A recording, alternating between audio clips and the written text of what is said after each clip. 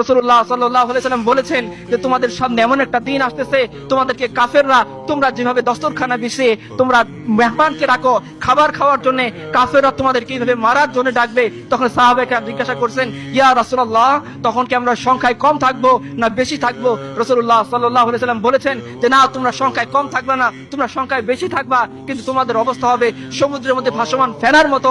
সাহাবায়ে কেরাম জিজ্ঞাসা করেছেন, ইয়া রাসূলুল্লাহ, এই অবস্থা কেন হবে? বলছে, তোমরা দুনিয়াকে আঁকড়ে ধরে থাকবা, মৃত্যুকে ভুলে যাবা, তোমরা কৃষিকাজের ভিতরে লিপ্ত হবা, তোমরা জিহাদকে ছেড়ে দিবা। যে হাদিসটা আমার প্রিয় ভাই কিছুক্ষণ আগেই বলে গেলেন, আমাদের জীবনের সাথে হাদিসটা মিলাই। আজকে আমরা দুনিয়াকে এত বেশি পছন্দ করি, কখনো মরতে চাই না। আজকে দুনিয়াকে এত বেশি পছন্দ করি, আল্লাহর দিন মেনে চলতে চাই না। আজকে দুনিয়াকে এত বেশি পছন্দ করি যে আমার অসহায় মজলুম ভাই বোনের জন্য আমি আমার জবানটাকে উচ্চবাচ্য করতে পারি না।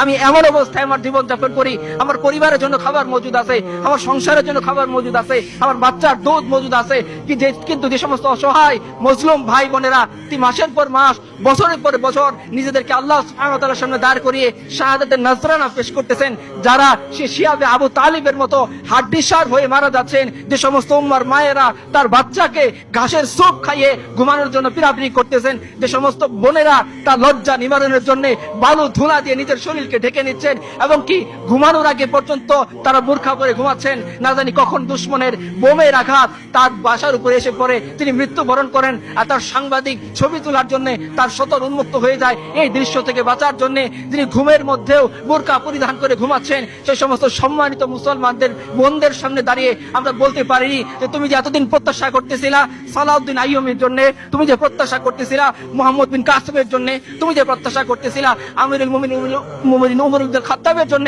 হ্যাঁ আমি আমিরুল মুমিনিন উমর ইবনুল খাত্তাব হতে পারিনি, হ্যাঁ আমি মুহাম্মদ বিন কাসিম হতে পারিনি, হ্যাঁ আমার মুরদ নাই সালাউদ্দিন আইয়ুব হতে পারিনি, কিন্তু আমি আল্লাহর গোলাম তো, তোমার ভাই তো, তোমারই কোনো মায়ের সন্তান তো, তোমার কষ্ট দেখে আমি সহ্য করতে পারিনি। তোমার ভিডিও আমাকে আমার ওয়াইফের কাছে শান্তিতে থাকতে দেয়নি। আমিও হানজালার মতো বিবির সাথে শুয়েছিলাম, কিন্তু যখন ডাক এসেছে যে তোমাকে মুক্ত করতে হবে, আমি বিবির সাথে ফরজ গোসলত অবস্থায় আর দেরি করিনি, তোমার ডাকে সাড়া দিয়ে আমি চলে এসেছি তোমাকে মুক্ত করার জন্য। আমার কাছে কিছুই ছিল না, কিন্তু তোমাদের নেতা ইয়াহইয়া সিনওয়ার রাহমাতুল্লাহি আলাইহি শিখিয়ে গিয়েছেন যে জালিমের সাথে মোকাবেলা করার জন্য ট্যাঙ্কের দরকার নাই, জালিমের সাথে মোকাবেলা করার জন্য মিসাইল পাওয়ারের দরকার নাই, জালিমের সাথে মোকাবেলা করার জন্য আমাদের মার্কাবা ট্যাঙ্কের দরকার নাই। ইয়াহইয়া সিনওয়ার সেই লাঠিটাকে কুড়িয়ে আমি তোমাকে বাঁচানোর জন্য তোমার কাছে চলে আসছি।